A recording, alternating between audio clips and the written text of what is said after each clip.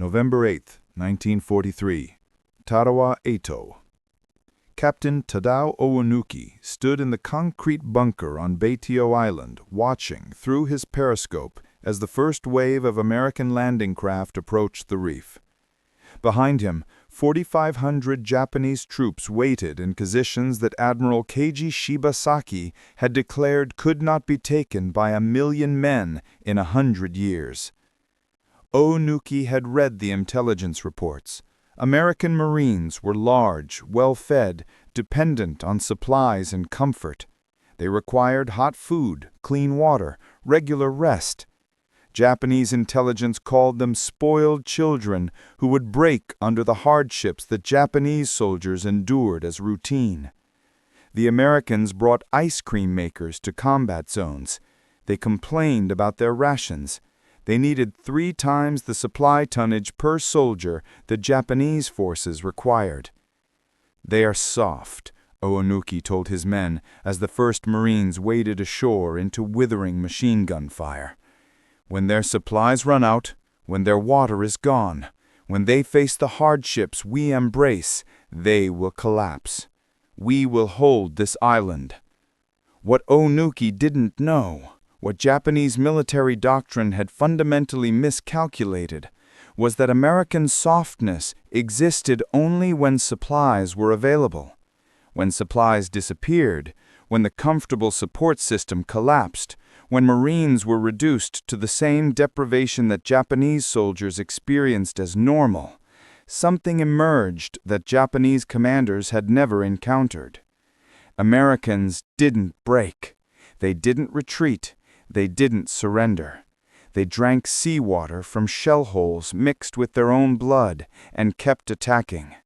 They carried wounded comrades through 3 days of combat without food.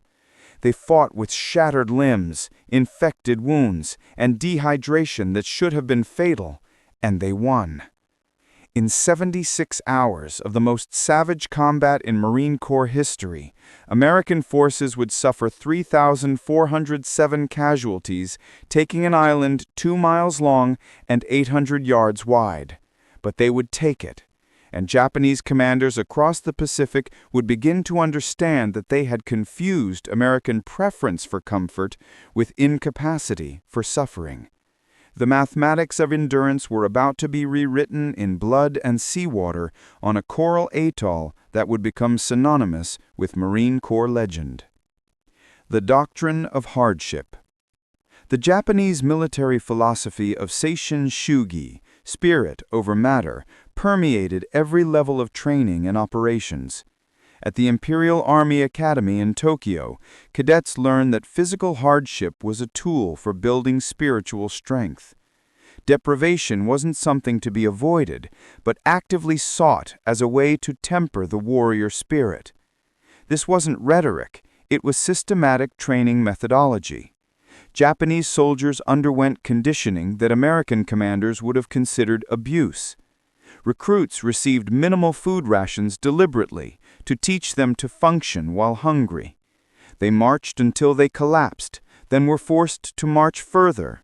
They trained in extreme cold and heat without adequate clothing or shelter. The philosophy extended to logistics. Japanese military planners allocated minimal supply tonnage per soldier, approximately 1/3 of what American forces required, not because they couldn't produce more, but because they believed requiring less made soldiers stronger. A Japanese infantry division required roughly 50 tons of supplies daily. An American infantry division required 650 tons daily for the same number of troops. Lieutenant Colonel Masanobu Tsuji, one of Japan's most influential staff officers, wrote in his tactical manual, "The American soldier is a slave to comfort.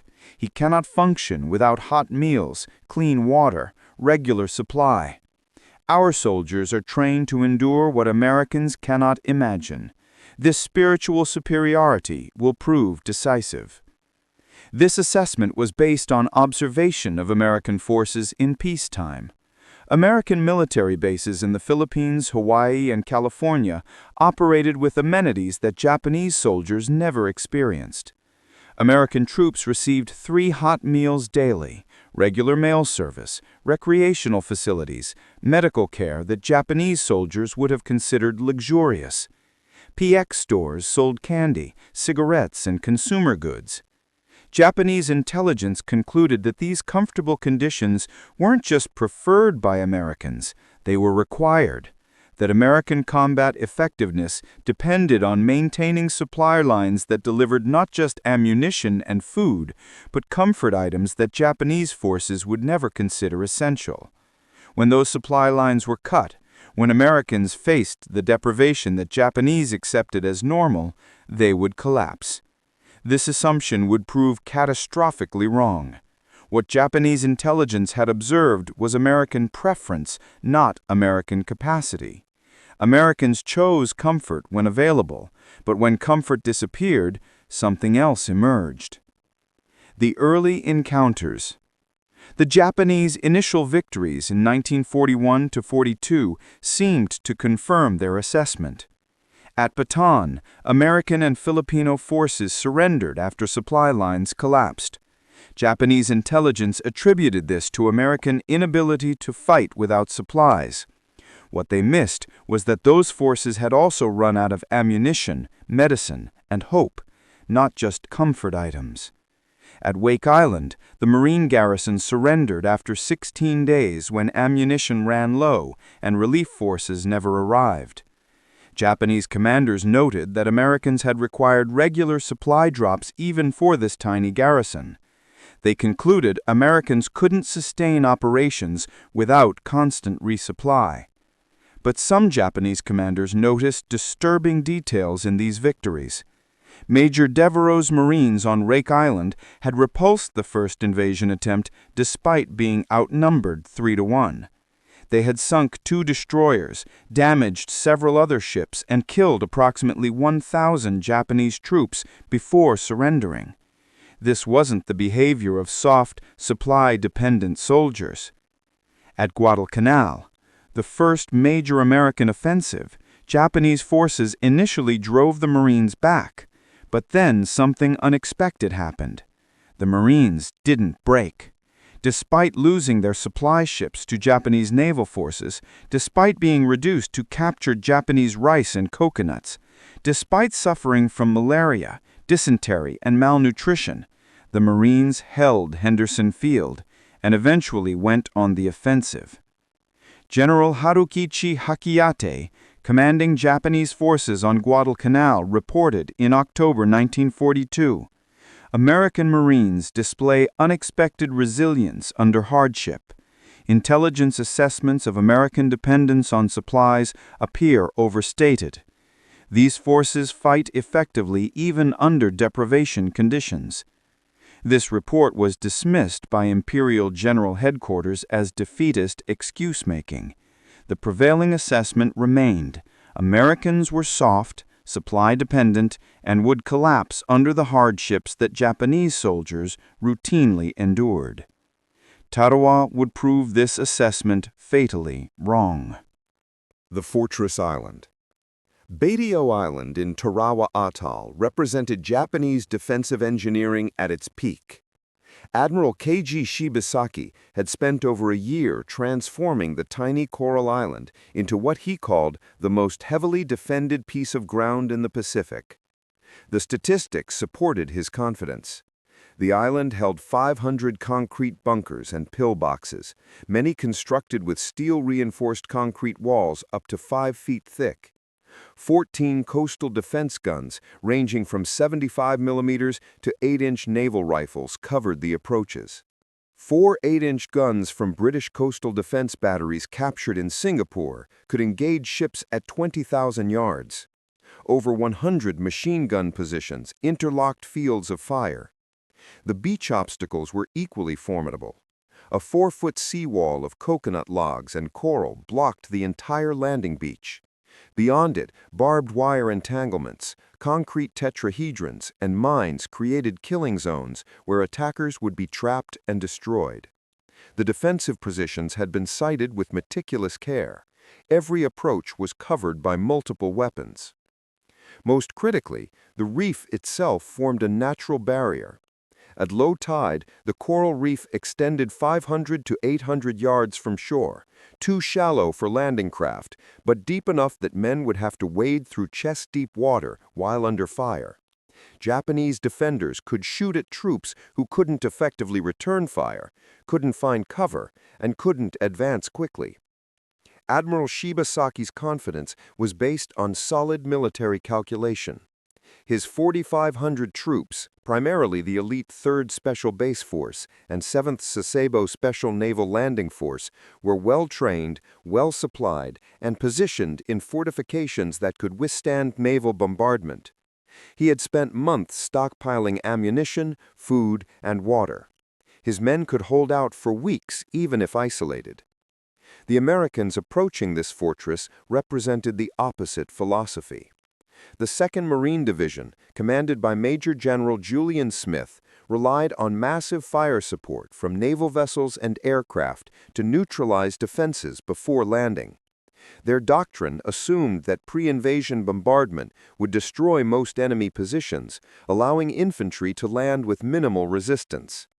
What neither side fully understood was that Tarawa would become a test not of firepower or fortification, but of pure human endurance under conditions that exceeded anything either side's training had anticipated.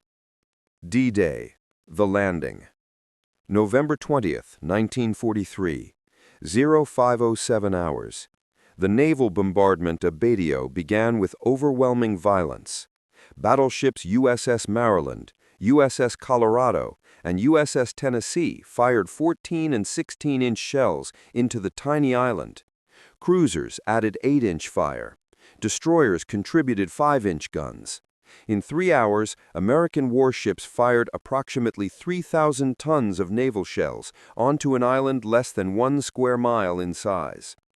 The Marines boarding their landing craft expected to find the island devastated, most defenders dead or stunned. What they found instead was that concrete and steel could withstand naval gunfire that would have destroyed field fortifications. Most Japanese positions had survived intact. The landing began at 8:30 hours with a critical miscalculation. Intelligence had reported water depth over the reef at 4 to 5 feet during neap tide, enough for landing craft to cross. Instead, the water was only 3 feet deep. The Higgins boats grounded on the reef, 500 yards from shore. Marines from the 2nd and 8th Regiments climbed out of stranded landing craft and began wading toward shore. Immediately, Japanese machine guns and rifles opened fire from positions that naval bombardment hadn't touched. The water erupted with bullet impacts. Men fell in the first seconds, their bodies floating face down or sinking into the coral. Private First Class N.B. Baird described the approach in a letter written after the battle. "We had to wade in. The water was chest deep and we were holding our rifles over our heads. Japanese bullets hit all around us. Men were being hit and going down. You couldn't stop to help them. If you stopped, you died, so you kept walking toward the beach while your buddies were dying around you."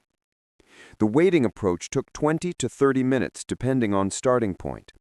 During that time, Marines were completely exposed, unable to return effective fire, moving in slow motion through the water while Japanese guns fired at point-blank range.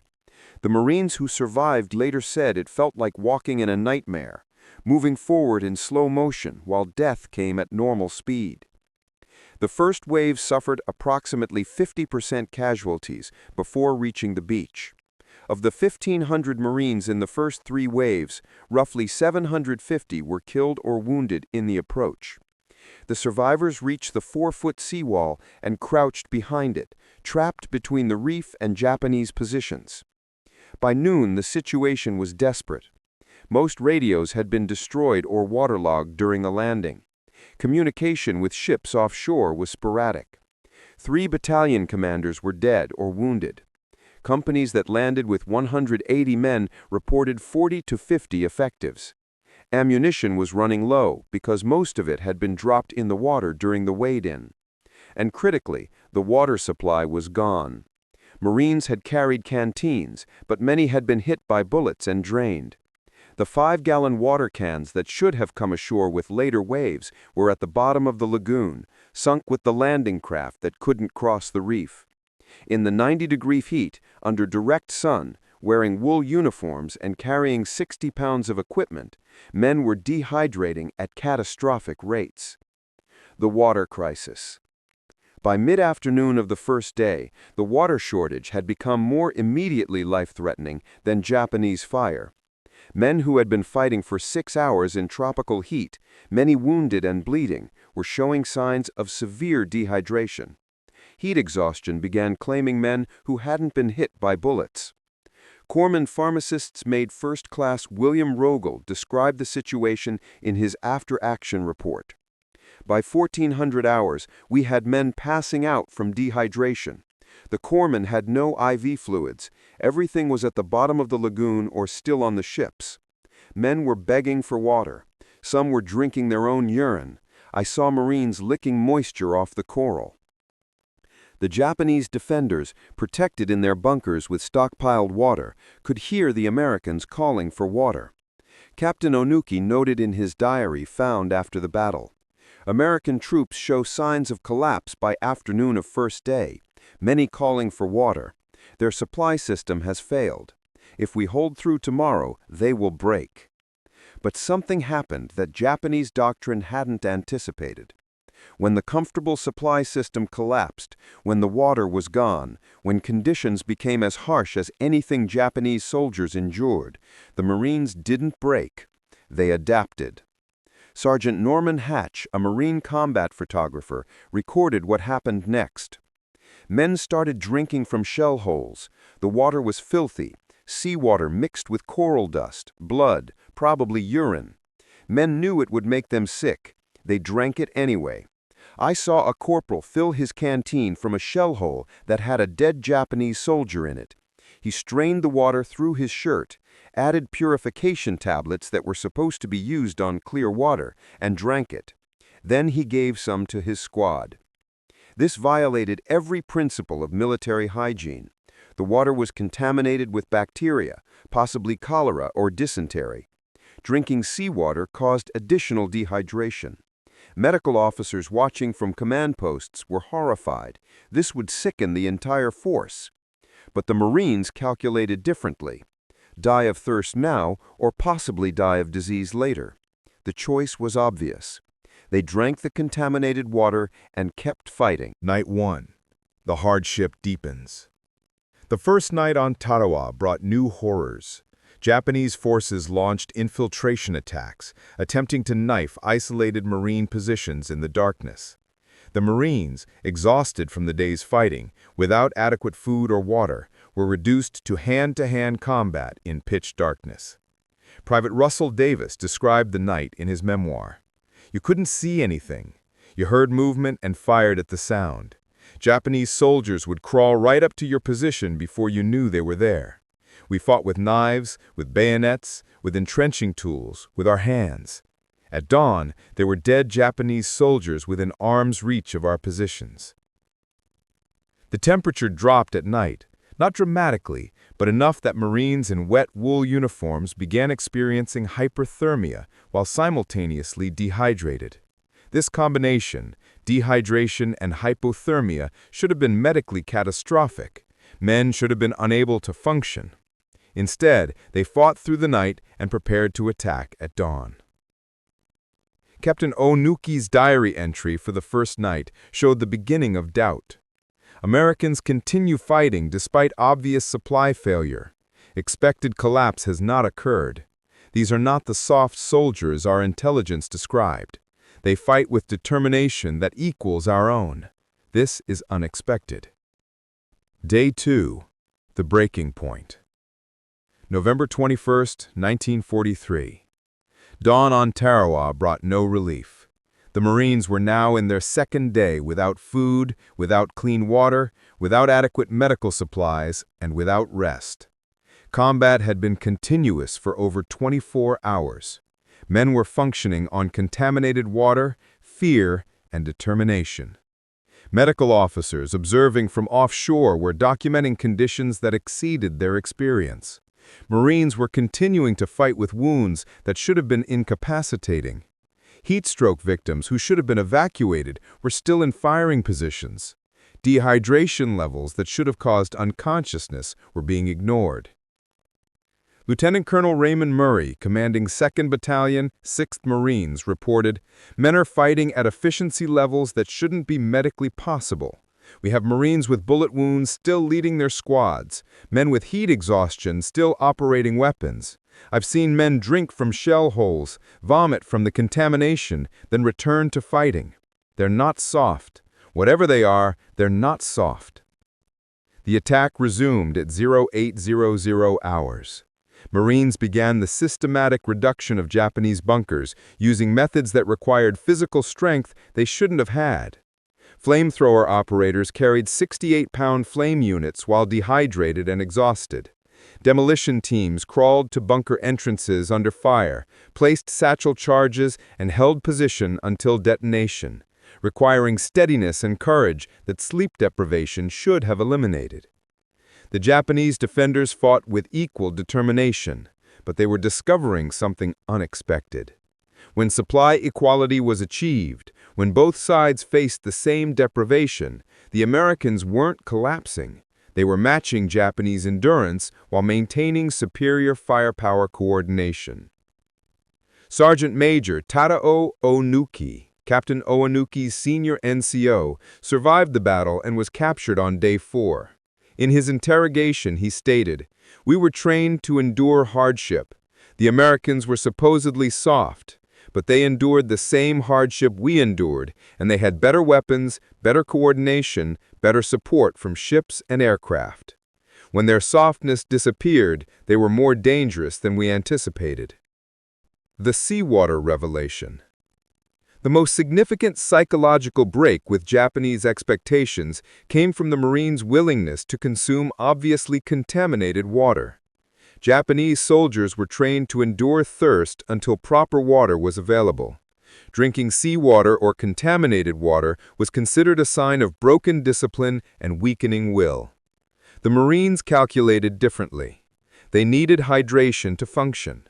The only hydration available was contaminated. Therefore, they would drink contaminated water and deal with the medical consequences later. This wasn't desperation, it was tactical pragmatism. Corpsman William Rogel documented the effects. Men who drank the contaminated water experienced immediate gastric distress. Vomiting and diarrhea were common within hours, but it kept them hydrated enough to fight. We had men with dysentery symptoms still operating weapons. They would leave their position, move to a shell hole to relieve themselves, then return to fighting. It was horrible from a medical perspective, but it worked from a tactical perspective. The Japanese command observed this behavior with confusion. Captain Oonuki's diary from November 21st. "Americans are consuming water that should poison them. They show signs of illness but continue attacking. This behavior does not match intelligence assessments. Their supposed dependence on supplies appears to be preference, not requirement. When supplies disappear, they adapt rather than collapse." This realization came too late for Japanese defenders. By the afternoon of November 21st, Marines had penetrated inland from the beach, capturing several strong points and beginning the systematic destruction of the defensive network. Day 3. The Systematic Advance. November 22, 1943. The third day brought reinforcements and the beginning of adequate supply delivery. But the Marines who had landed on D-Day and survived the first 48 hours had already broken the Japanese defense through sheer endurance. The statistics from those first 3 days reveal the human cost of adaptation. Of the 5,000 Marines who landed in the first waves, 1,009 killed in action, 2,101 wounded. Approximately 80% suffered some degree of dehydration. Over 500 showed signs of heat injury. Estimated 90% had consumed contaminated water. Medical evacuations during the battle revealed the price paid. Marines coming off the island showed severe dehydration despite drinking available water, gastric infections from contaminated water consumption, infected wounds due to coral contamination, heat exhaustion at rates exceeding normal combat operations, physical exhaustion requiring weeks of recovery. But they had taken the island. In 76 hours of continuous combat, the 2nd Marine Division had captured a fortress that Admiral Shibasaki had declared impregnable. The cost was staggering, over 3,400 American casualties for an island 2 miles long and 800 yards wide. But the victory was complete. The Japanese garrison of 4,500 troops was effectively annihilated. Only 17 Japanese soldiers and 129 Korean laborers survived to be captured. The rest died defending their positions, many by suicide when defeat became inevitable. They had fought with tremendous courage and determination, but they had faced an enemy whose capacity for hardship matched their own, while possessing material superiority in weapons and support. The strategic implications. The Battle of Tarawa sent shock waves through both military commands, but for different reasons. American commanders were horrified by the casualty rates and began immediate reforms in amphibious doctrine, underwater demolition, naval gunfire support, and logistics. But Japanese commanders received a more disturbing lesson. Their intelligence assessment of American softness was fundamentally wrong. Americans weren't dependent on supplies in a sense that they couldn't fight without them. Americans preferred supplies and fought better with them.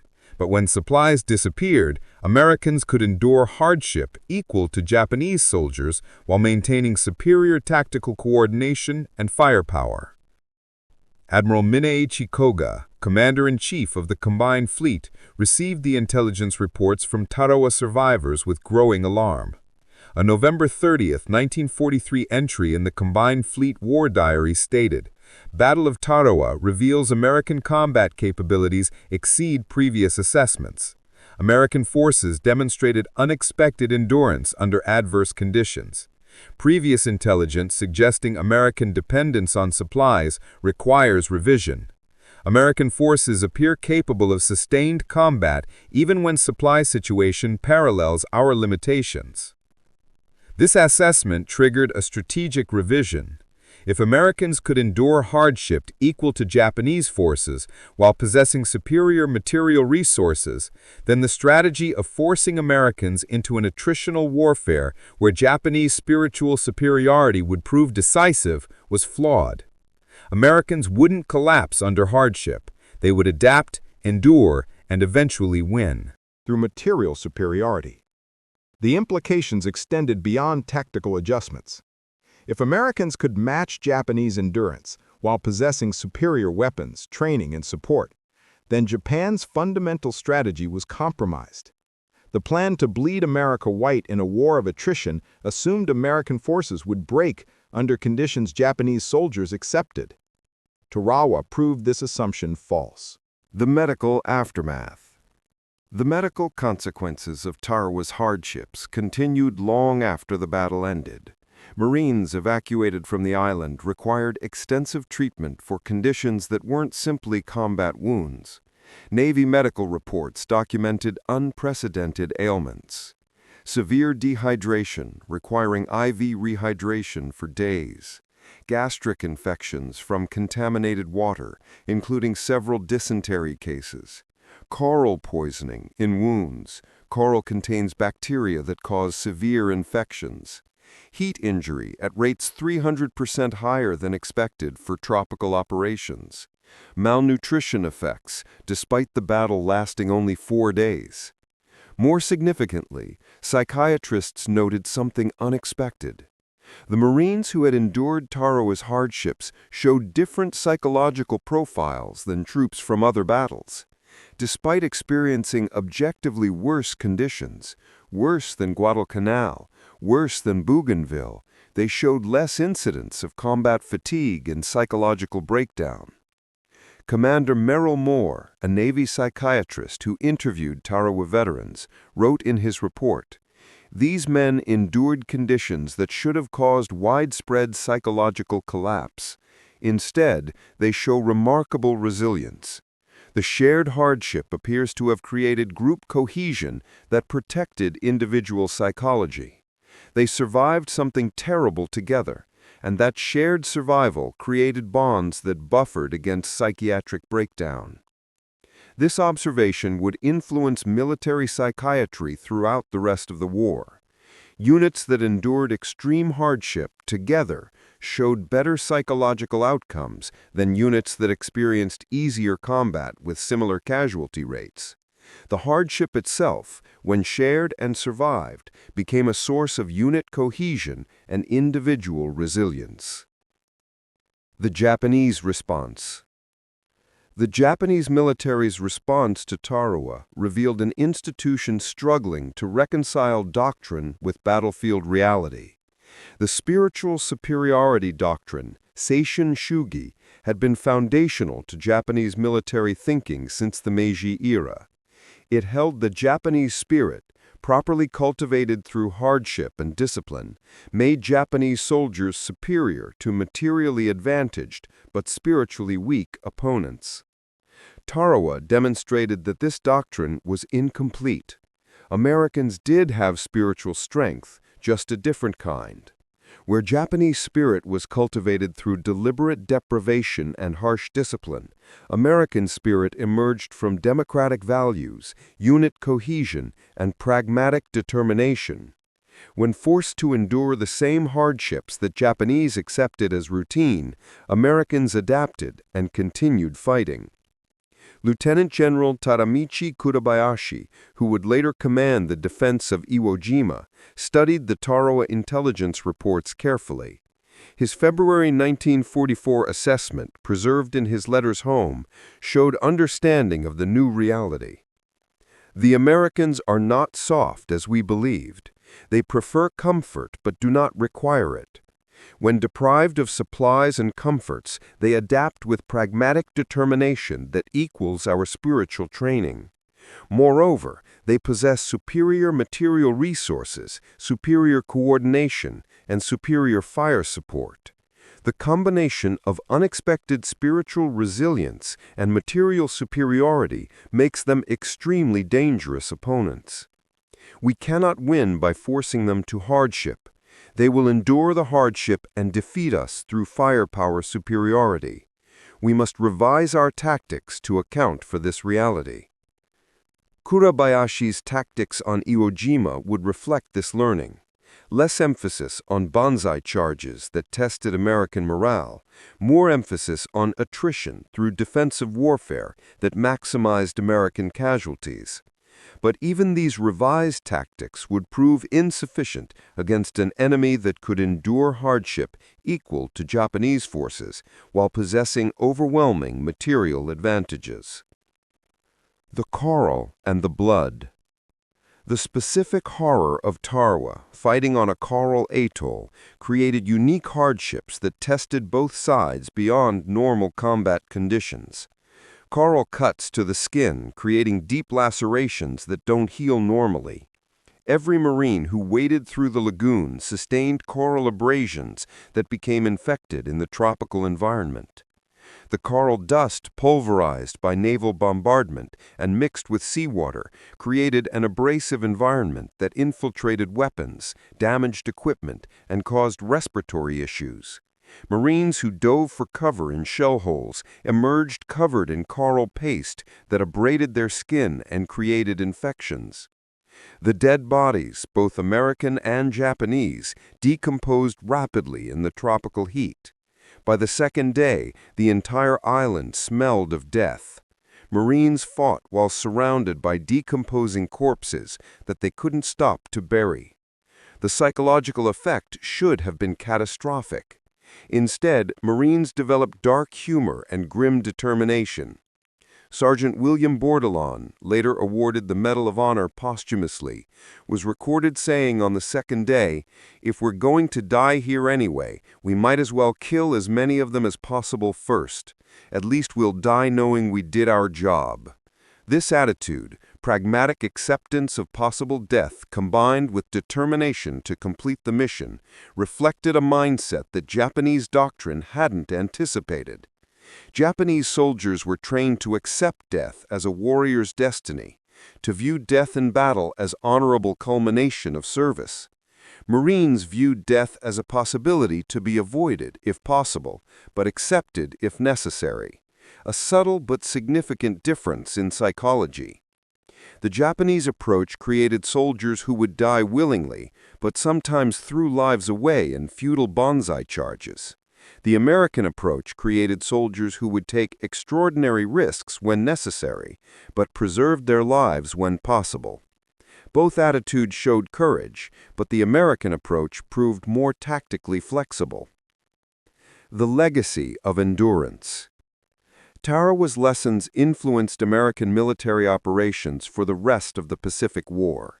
The most immediate changes were tactical: better pre-invasion reconnaissance, more underwater demolition teams, longer naval bombardment, improved amphibious vehicles. But the deeper lesson was psychological. American forces had proven they could endure hardship equal to any opponent while maintaining technical and tactical superiority. This knowledge influenced planning for subsequent operations. American commanders stopped worrying about whether their troops could endure harsh conditions and focused on how to exploit material advantages while expecting troops to endure whatever hardships the battle demanded. For the Marines, Tarawa became a foundational legend. The battle joined Belleau Wood and Guadalcanal in Marine Corps mythology, a defining moment when Marines proved their capability to endure and overcome. Every Marine who came after Tarawa knew the story of men who drank seawater mixed with blood and kept fighting. The Japanese military, conversely, had to confront the bankruptcy of their intelligence assessments. The comfortable Americans they had dismissed as soft had proven capable of enduring hardship equal to Japanese soldiers, while possessing superior material advantages that Japan couldn't counter. This realization forced tactical revisions, but couldn't change the strategic reality. Japan faced an enemy that combined material superiority with unexpected spiritual resilience. The final accounting. The Battle of Tarawa lasted 76 hours. In that time, American casualties 3,407, 1,009 killed, 2,101 wounded, 297 missing. Japanese casualties 4,690, 4,570 killed, 17 captured, 103 Korean laborers captured.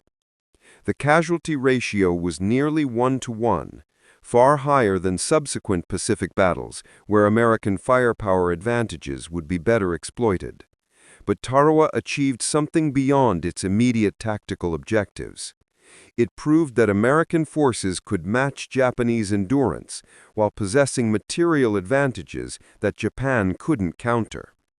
It broke the myth of American softness that had influenced Japanese strategy since 1941. And it established the Marine Corps' reputation for endurance under conditions that exceeded what peacetime training could simulate. The Marines who survived Tarawa carried scars both physical and psychological, but they also carried knowledge that they had endured something terrible and prevailed. That knowledge would carry them through the rest of the Pacific War, through Saipan, Iwo Jima, and Okinawa. The human cost. Behind the statistics were individual stories of endurance that exceeded military planning. Private First Class William Hawkins, posthumously awarded the Medal of Honor, fought for 3 days with multiple wounds, continuing to lead his scout sniper platoon until killed by Japanese machine gun fire on the 3rd day. Hawkins had been without adequate water for over 48 hours, had received only rudimentary wound treatment, and was suffering from heat exhaustion when he made his final assault. Corporal John Spillane carried a wounded Marine across 200 yards of fire-swept beach while himself wounded and dehydrated. He made 3 trips, carrying 3 different wounded men to the seawall before collapsing from exhaustion. Medical examination later determined he had been functioning with dehydration levels that should have caused unconsciousness. These weren't superhuman feats. They were ordinary Marines performing extraordinary actions because the tactical situation demanded them.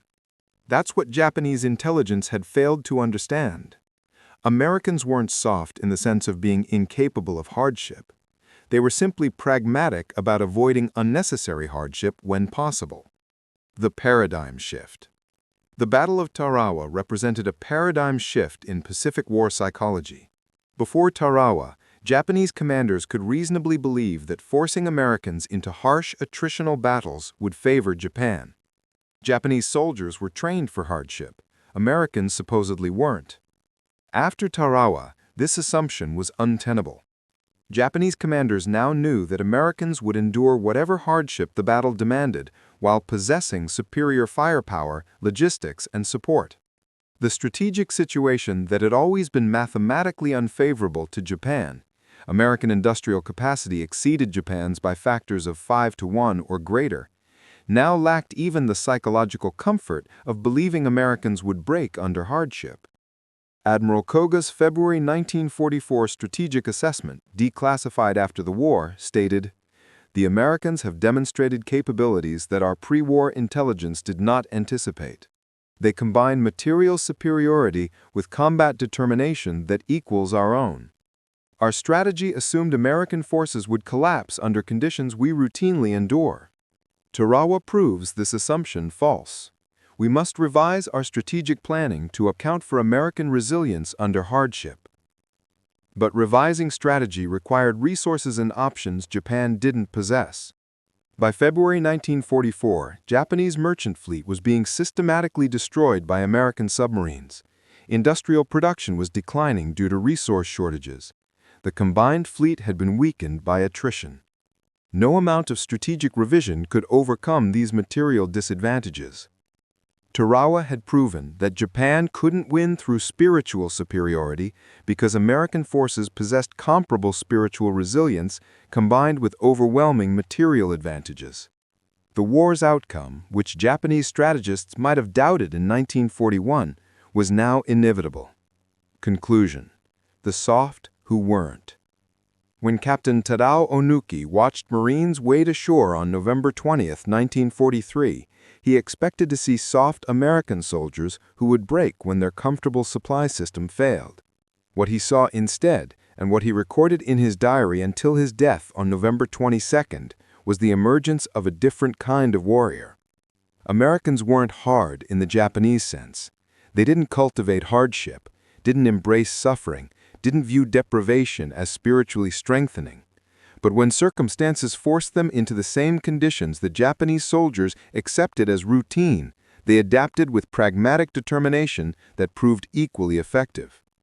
The Marines who drank seawater mixed with coral dust and blood weren't trying to prove spiritual superiority.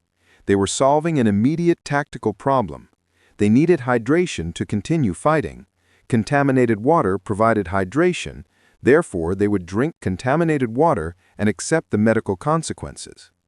This pragmatic calculation, made by thousands of individual Marines simultaneously, kept the attack going when Japanese commanders expected collapse. The irony is profound. Japanese military doctrine deliberately cultivated hardship to create spiritual strength. American military doctrine avoided hardship when possible, but cultivated practical problem-solving and unit cohesion. When both systems were tested under identical hardship, the American system proved equally effective while possessing better material support. The soft Americans who required ice cream makers and complained about their rations proved capable of enduring 76 hours of continuous combat without food, without clean water, without rest, while suffering casualty rates that approached 70% in some units. They matched Japanese endurance under conditions that Japanese training was specifically designed to prepare soldiers for.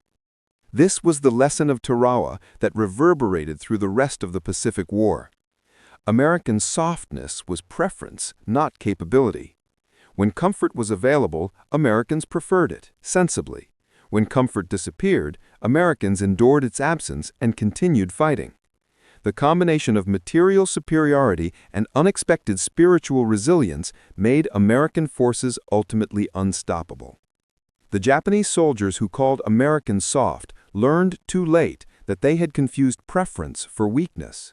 The Marines who drank seawater and kept fighting taught the final lesson of World War II in the Pacific. Industrial democracies at war combine material abundance with human endurance that totalitarian regimes couldn't match. When the supplies ran out, when the comfort disappeared, when Americans were reduced to the same hardship that Japanese accepted as normal, they didn't break. They won.